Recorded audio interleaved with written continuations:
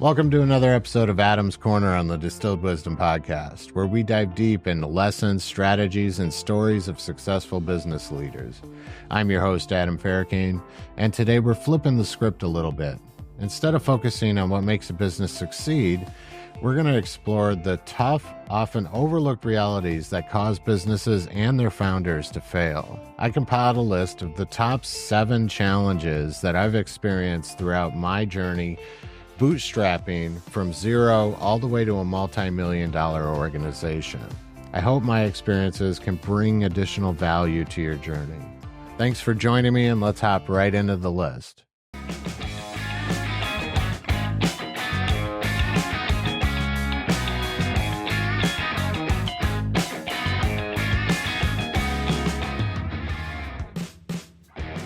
So like I mentioned before, I have 7 different items outlined for this episode.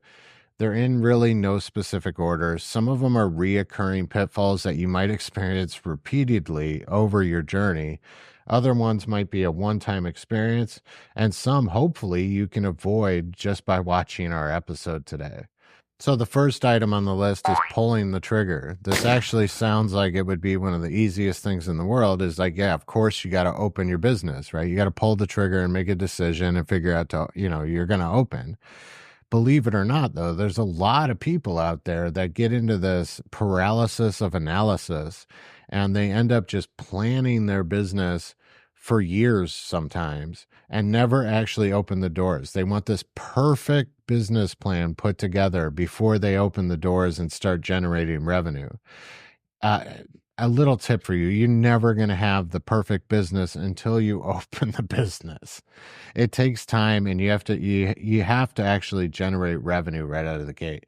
Planning's a wonderful thing. I spent about 3 months before I opened the business making the necessary preparations to open the business. There's some key things you need to focus on here, and that's an entire episode all in on its own. When you feel you can actually deliver the service, pull the trigger and open the business. That would be my advice there. So the second item on the list is starvation. Every business at some point experiences issues with cash flow and operating capital. I've gone through a couple of these periods along the way. The most notable one, though, is early stage. So, as I mentioned earlier, I bootstrapped my business. I started with no money. I literally started it on a credit card, so I didn't have any operating capital, and I had to put every single possible penny back into the business for an extended period of time to build up the capital reserves needed to make investments into the company, to add software, staffing, everything necessary to bring us to the next level. This was a very difficult period. Another way to refer to it is my ramen noodle phase. During this period, I'm wearing every single hat, doing all the work out in the field, and I don't get to reap any of the rewards. All the money has to go into the bank so that I can build up a reserve to make my next moves. Businesses experience what I call starvation at different periods throughout the business too. So you'll have periods of high growth. In my industry, we bill customers on net terms, meaning there's periods of times that currently we run hundreds of thousands of dollars in open accounts receivable. But yet we still have our payroll expenses and operating expenses. And there's certain periods that you run across where you didn't do proper financial planning, and you'll end up getting hit with surprises where you have to essentially go into like a starvation mode. Think of it like fasting for your business, right? Where you have to kind of step back on any kind of spending, which is horrible for the business, right? But you have to consolidate your resources, make sure that you can meet your immediate capital needs to operate the business, and then work through that stage to where you can get back to a position to reinvest. Those are very challenging periods. I've been through a few myself, and they're very, very difficult. You can solve for starvation by being properly capitalized, having the right financial planning in place. And if you're in a situation like I am, where you have to manage accounts receivable, finding the right financial partners. Again, early stage in my business, I couldn't do that. The first 3 years of a business, generally, a bank is not going to extend credit to you. I had to go to alternative solutions like factoring our receivables to make it through the first starvation period that I've ever experienced. You can avoid this altogether by doing proper financial planning, but I will warn you that this will pop up on you no matter how well you plan. The largest businesses in the world experience starvation at some point in their business. My third bullet on the list, I'm calling humbling uppercuts. I've experienced so many of these that I should be black and blue all over the place. There's a quote, I believe it was by Mike Tyson. I have it hanging in my office, though. Everybody has a great idea until they're punched in the face. This can happen at any point in your business. These humbling uppercuts hit you when your ego runs away from you. This is more of a warning than anything else. When you hit those prosperous periods in your business where everything's humming along and everything's running very well, a lot of times, or at least in my experience, I've had an inflated ego where I got a little bit cocky and I thought that we were untouchable and that the business was, God's gift to earth, right? And I lost sight of the importance of, paying attention to the customers. I allowed my culture to slack, and these things can really turn around and punch you in the face. I'll tell you a quick story on this. So I'm about 3.5 years into Refresh, and we're doing well. I think I'm killing it. I have, 3 technicians on board in the company. I've got my first office staff person. We're breaking our $1 million mark for the first time. And I allowed myself to inflate my head, and I got a little bit cocky about it. And I started to neglect the technicians a little bit, and I wasn't giving them the attention, and I didn't have my pulse on what the culture was within the company. Well, this festered, and the technicians ended up getting very disgruntled, and I ended up losing essentially my business, and I almost had to reset the business. I had a mutiny on my hands for the most part, and within a very short period, I had to fire all of my technicians and essentially start over. It's one of the hardest decisions I've ever made in my business, but I had to clean them out because there was no recovering the culture at this point. It had gotten so toxic in the business that I couldn't fix it. So I had to essentially hit the reset button, and I let them go. I had to jump back in the field, and I rebuilt the culture much healthier. And I put a higher emphasis and priority on making sure that the technicians' needs are being met. But that was one of the hardest lessons I ever had to make in the business, honestly. It was probably the hardest one ever. So don't allow your ego to run away on you. Remain humble at all times and take care of your people. That would be my number one lesson with that. But these uppercuts come in a lot of different forms. It doesn't have to necessarily be culture. If your ego runs away, it can impact your customer relations and a number of different aspects in your business. So keep your ego in check. Number 4 is knowing what you don't know. This kind of plays off the ego thing, but you have to understand that you don't know everything, and we have to constantly be learning, developing, and growing. And this doesn't just apply to you as the founder or the owner. This applies to your staff as well. So your entire team and the culture within your company should have this open dialogue around personal growth. The more you can build personal development and professional development for yourself and your team and promote this within the company, the better off your company is going to be. The idea of the business should be for everybody to be advancing simultaneously and moving cohesively along the same journey. I didn't put enough emphasis on this early enough in the business. This kind of goes back to the last point that we had on the list, which was ego. There's a dangerous expression that I hear people say from time to time. If it isn't broke, don't fix it. Well, that in some scenarios is very true, right?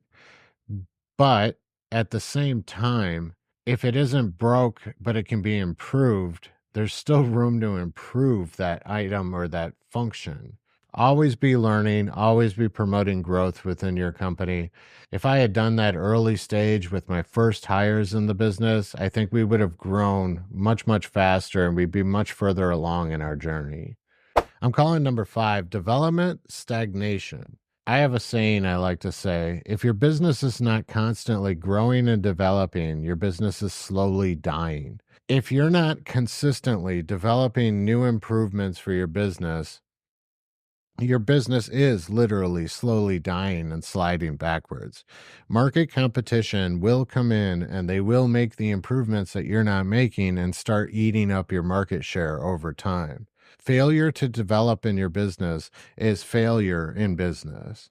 I personally have experienced this a couple periods throughout my business where we kind of just weren't working on any new developments. We weren't really looking at improvements. Things were running pretty good. Those are the periods I end up taking vacations. And instead of consistently developing new processes and systems for the company, I took a little break and it cost me long term, right? So it's okay to take vacation and to take breaks, but make sure that your development is still keeping on track and that you're still working on it. This is another reason I'm a really big proponent of franchising. If you're in a franchise model, a lot of this development is handled by the franchisor and coordinated with the franchisees. So buying into a franchise, you get an entire team of individuals that are all working on developing and making the company better across the entire network. So a good franchisor is working directly with the franchisee to ensure that they're never in a stagnation period for their development. They're always looking for ways to improve the business and experimenting with new improvements and new advancements. They keep up with things a lot faster than, in my opinion, a corporate model would. That's why I really promote franchising a lot on this show. That's why I'm a franchisor myself. Having other entrepreneurs and entrepreneurial-minded people within the company that can consistently look for ways to improve, bring that collectively together, is one of the best strengths in franchising overall. But in general, make sure your business doesn't stagnate when it comes to their development and always be looking for ways to improve. Number 6, I'm calling delegation mastery. So this is a hard lesson for a lot of people. This isn't exclusive to me. I know most business owners probably experience this at one point or another. It's hard to let go of your baby, right? It's very difficult. When we build something and we have a vision for something and we put that together, it's very hard to let other people take authority in that and letting people take control of something because you have a fear that they're going to mess it up. And this was a really challenging part for me. I'm very good at it now, but it was very hard bringing in those other leaders and understanding that I need to just empower them and support them, but not make all of their decisions. When you assign a task to somebody, they need to have full ownership of that task, whatever it is, right? And they need to feel that they own it as well. Things get done a lot faster this way. The company will grow a lot quicker this way. And you need to understand that you don't have to do everything. You don't have to make every decision. You have to trust the people you hire. Now, if you don't trust them, that's a different story. If you can't rely on them to make the proper decisions, then it's probably a bad hire and you need to get rid of that individual. But if you have the right people in the right places, you should be able to delegate out the responsibilities to those individuals. And quite honestly, if you have the right hires, they'll do it better than you will.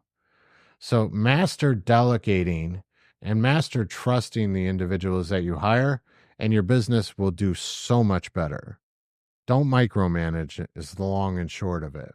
So number 7 might get me flagged on social media when I put up the short for this. Number 7 is your data daddy. Hey, Daddy. We're talking about analytics and KPIs and their importance. Your data daddy can either make it rain positive cash flow in your business or violate your business in numerous different ways. Ouch! Data is the critical component of your business and tells you how to make informed decisions. You need to have clean metrics. You should have this from day one. My personal experience is I winged a lot of this and I did a lot of manual calculations. And to be perfectly honest, I'm still trying to improve my analytics and my KPIs so that they're measurable and trackable by the entire team, not just myself. That was one of the problems I made. I would look at the KPIs and the analytics behind the scenes and try to inform them. They need a dashboard that they can just see that tells them exactly where they stand. But you also need to understand what KPIs and analytics to track and measure. This can be a very, very heavy lift in your business, but it's critical if you want to have any kind of scale. If you're making decisions out there and you don't know, for example, the average lifetime value of your customer or the average job pricing, right? If you don't know your average job cost or a number of different KPIs, I mean, we can go on and on and on. But if you don't have this data in a clean, displayable way for you and your team to track, be held accountable for, and to make decisions around, you're never going to scale your business. I would encourage anybody going into business to put some focus on this early stage. It doesn't have to be overly complicated if you're starting with a very small operation, but you need to know what every single one of your KPIs is, and then this data needs to be used in all of your decision making. You can't make educated decisions in your business if you don't have solid data. So watch out for data daddy. He can either be the best thing for your business or the worst thing for your business. So those are my 7, I don't know what we want to call these, my 7 inflection points or my 7 lessons learned or pitfalls or experiences that I've had. There's probably a million more. Tell me down in the comments. I'm sure you have some others if you're an experienced business person that should be on this list. Again, everybody's experience is going to be different in business. Some of these you might experience over and over again. Some of them you experience once. Some of them you never experience because you listened to this episode and avoided them. Overall, I hope this helps somebody out there. Stay tuned for future episodes. So this has been another episode of Adam's Corner, my chat with you one-on-one.